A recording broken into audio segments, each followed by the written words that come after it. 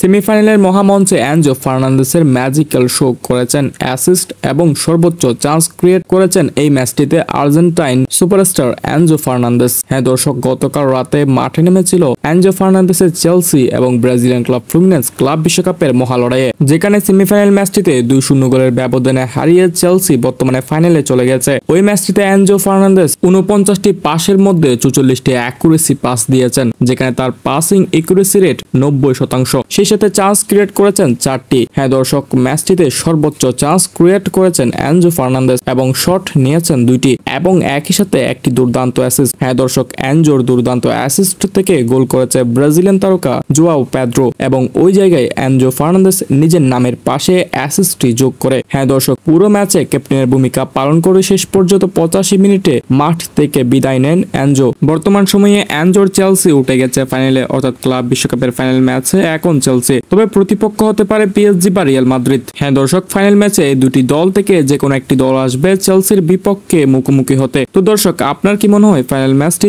Chelsea জিততে পারবে? Enzo ফার্নান্দেসের হাতে উঠবে কি ক্লাব বিশ্বকাপের সেই সোনালী ট্রফিটি? আপনাদের মন্তব্য জানাতে পারেন কমেন্ট সেকশনে।